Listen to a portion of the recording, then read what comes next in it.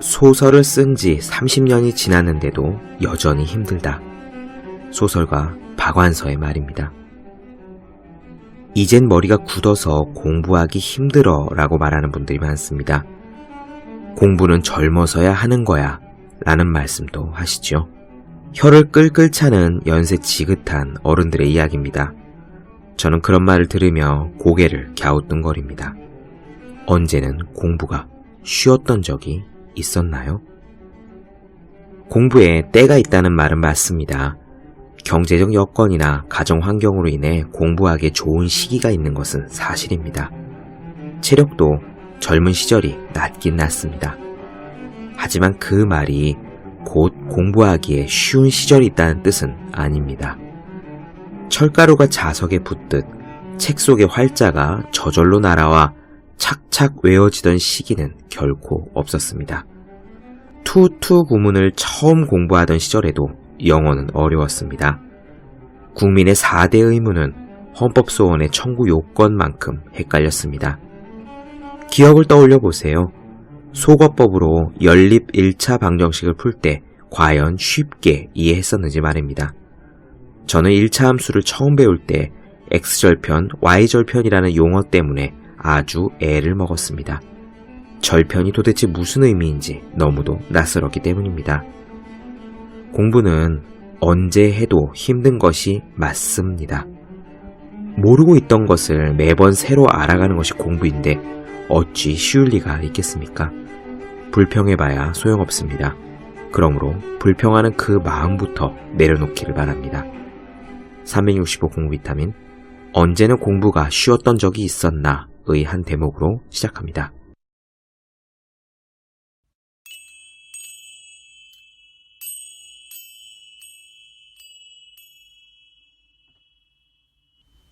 네, 안녕하세요. 본격 공부작업 팟캐스트 서울대는 어떻게 공부하는가 한지우입니다.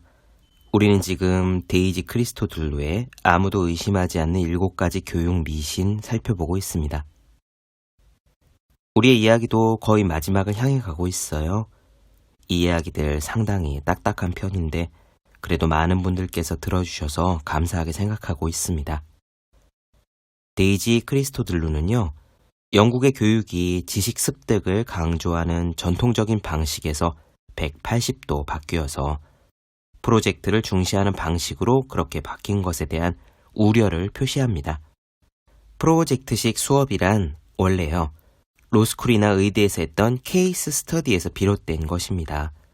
예컨대 살인죄란 이런 거다 하고 교수님이 살인죄에 대해서 강의를 하시는 것이 전통적 수업 방식이라면 교과서는 각자 수업 전에 공부를 해오라고 하고 수업 시간에는 곧바로 살인사건이 일어난 사례를 주면서 학생들끼리 토론을 해가며 살인을 저지른 사람이 살인죄에 속하는가 어떤가를 판단하는 것이 프로젝트식 수업이에요. 지금은 학교나 학원의 토론 수업에서도 많이들 하고 있죠. 역시 또 예를 들어보자면 미세먼지가 무엇인지, 미세먼지의 원인이 무엇인지를 선생님이 가르쳐주는 대신에 그런 배경 지식은 각자 수업 전에 공부를 해오고 수업 시간에는 모여서 미세먼지 해결 방안을 논의해보는 식이 프로젝트식 수업입니다. 이런 방식이 대학에서 시작돼서 초, 중, 고등학교는 물론 기업 교육에서도 굉장히 핫하더라고요. 최근에 어떤 기업 교육 포럼에 갔더니 글쎄 회계 교육도 이런 프로젝트식 수업 방식이 도입돼서 이루어진다고 광고를 했어요. 일견 참신해 보이는 이 방식이 무슨 문제가 있을까요? 전통적 수업은 졸리고 지겹고 또 괴로운데 그런 방식에서 벗어나 우리의 학습 효과를 극대화할 수 있는 좋은 방식이 생긴 건 아닐까요? 여기서 오해하지 말아야 할 것은요, 저자가 자기 주도적 학습을 반대하는 것이 아니라는 겁니다. 문제를 해결하는 능력, 그리고 자기 주도적으로 공부하는 능력은 모든 교육의 궁극적인 목표라고 저자도 분명히 말합니다. 문제는 그렇게 자기 주도적으로 공부할 수 있는 사람을 기르는 데 있어서 자기 주도적인 프로젝트식 수업이 과연 효과적이냐 하는 것이죠. 미세먼지가 무엇인지 모르는 학생들은 우선 미세먼지에 대해서 지식을 암기하는 것이 더 급한 일 아닐까요? 즉, 자기 주도적 학습이나 문제 해결을 위한 탐구 같은 것들은 충분한 배경 지식이 선행된 다음에야 가능하다는 것이 이 저자가 말하고자 하는 요지입니다. 오늘은 프로젝트식 수업을 할 때 어떤 문제가 발생하는지 저자의 이야기를 들어보겠습니다. 요약하자면, 첫째, 그건 이미 지식이 있는 전문가들이 학습하는 방식에 가깝다. 둘째, 오히려 프로젝트식 수업이 빈부격차를 벌릴 수 있다. 셋째, 정작 중요한 지식의 습득은 수업 전에 후다닥 알아서 해치워야 되는 까닭에 이 의도와는 다르게 생각하지 않는 공부, 단순 암기하는 공부가 될 수 있다. 자, 오늘 이야기 꽤나 중요한데요. 그럼 한번 시작해 보겠습니다. 직접 들어보시죠.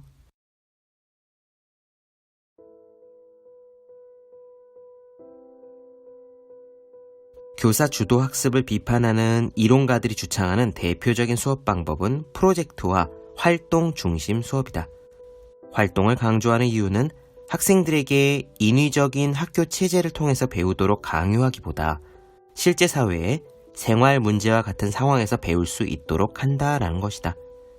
실생활에서 부딪히는 문제들은 수학이나 영어라는 교과로 포장된 상태로 다가오지 않는다. 교육공학자인 스티브 휠러는 다음과 같이 말한다.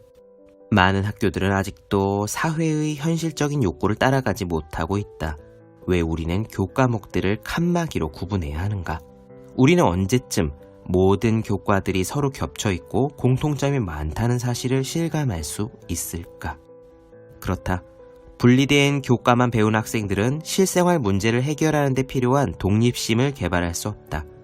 많은 대학 교수들은 학생들이 자기 주도 학습에 익숙하지 않은 점을 자주 경고하고 있다. 자기 주도 학습을 주장하는 사람들은 과학 수업에서 중요한 것은 학생들에게 과학적 사실에 대한 지식을 가르치는 것이 아니라 과학자처럼 생각하는 능력을 배양해 주는 것이며, 마찬가지로 역사 수업을 통해서 학생들이 배워야 할 것도 역사적 사건의 발생 연대를 정리한 목록이 아니라 역사학자처럼 생각할 수 있는 능력이라고 한다. 학생들이 역사학자나 과학자처럼 생각할 수 있도록 가르치기 위해서 우리는 학생들을 역사학자나 과학자처럼 생각하게 만들어주는 활동 과제들을 제시해 주어야 한다고 이들은 말한다.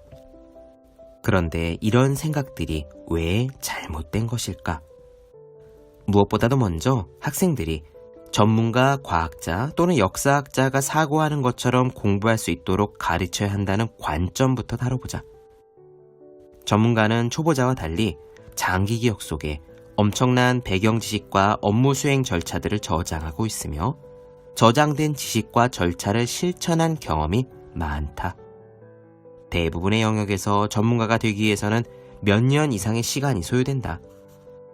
전문가들이 문제에 접근하고 문제를 해결하는 방식은 초보자들이 문제에 접근하는 방식과 근본적으로 다르다.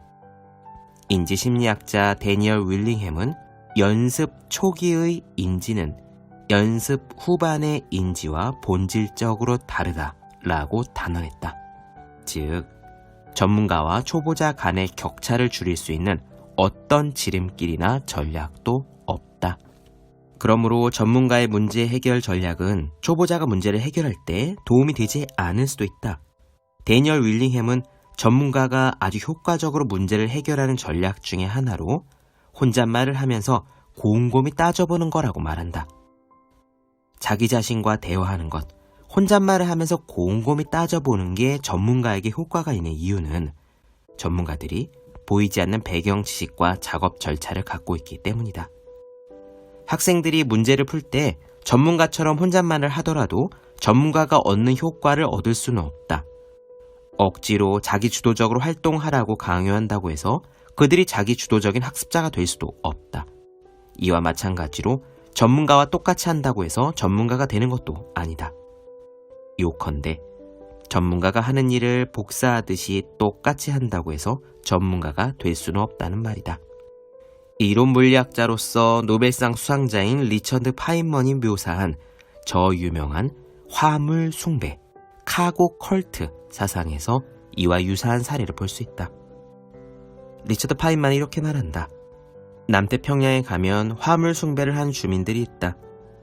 2차 세계대전 중에 그 섬의 원주민들은 물건을 가득 실은 비행기가 착륙하는 것을 보았고 지금도 똑같은 일이 일어나기를 원하고 있다. 그래서 그들은 활주로 비슷한 것을 꾸민 뒤에 활주로 양쪽에 불을 지피고 사람이 앉을 오두막을 만든다. 나무 조각 2개를 헤드폰처럼 머리에 쓰고 대나무로 만든 안테나도 붙여서 관지사처럼 앉아 비행기가 착륙하기를 기다린다. 그들은 완벽하게 모든 준비를 갖췄다. 형태는 완벽하다. 원주민들이 과거에 봤던 것과 똑같은 방식이다. 그러나 비행기는 절대로 착륙하지 않는다. 그렇다.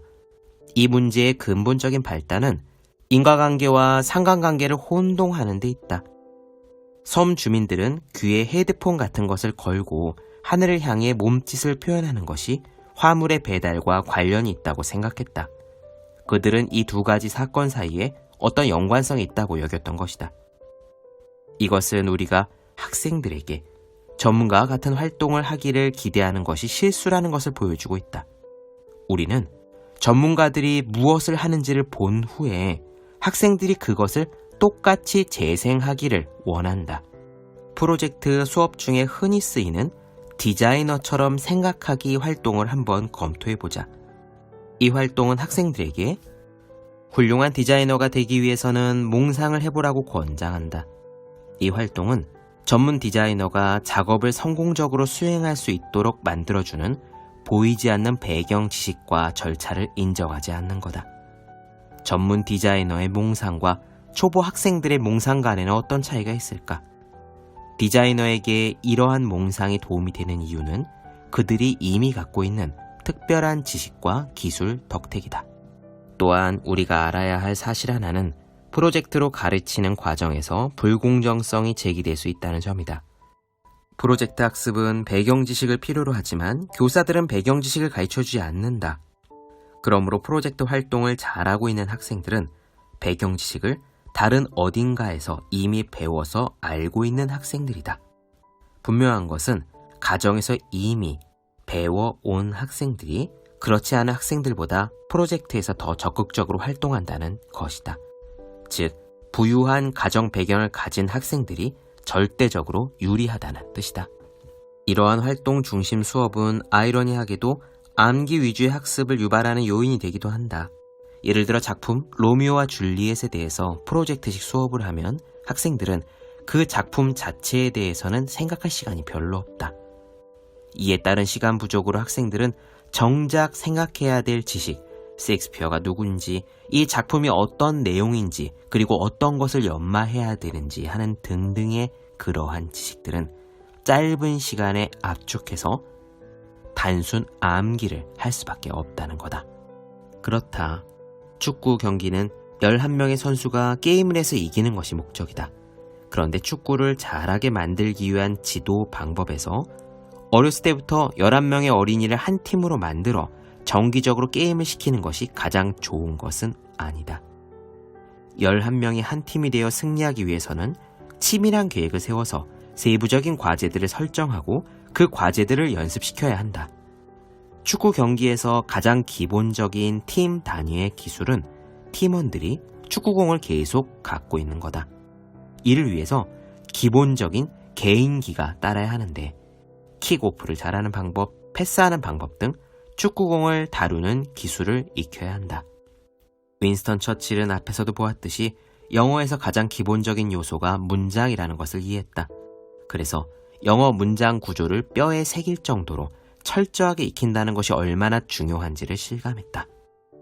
문장을 만들 수 없는 사람은 좋은 글을 쓸 수가 없다. 마찬가지로 축구공을 잘 다룰 수 없는 사람은 절대로 축구를 잘할 수가 없다.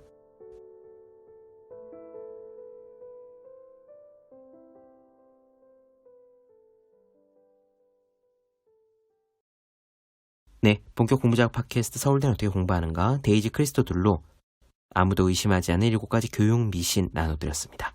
더 많은 이야기가 궁금하신 분들, 질문사항 있으신 분들은 제 유튜브 채널 서울대는 어떻게 공부하는가, 네이버 블로그 생일 즐거운 편지, 다음 카카오 브런치 한질 브런치, 인스타그램 해시태그 서울대는 어떻게 공부하는가 검색해주시면 좋겠습니다. 또 학생, 수험생, 취준생, 직장인 등 공부하시는 모든 분들을 위해서 어떻게 공부하는 게 효율적인지 설명한 혼자 하는 공부의 정석, 그리고 책상에 올려두기만 해도 공부하고 싶어지는 365 홍콩 캘린더, 아직 읽지 않으셨다면 꼭 한번 읽어보셨으면 좋겠습니다. 분명 도움이 되실 거예요. 그럼 오늘 여기까지 하겠습니다. 전 다음 시간에 뵐게요. 여러분 모두 열심히 홍보하십시오. 저도 열심히 하겠습니다.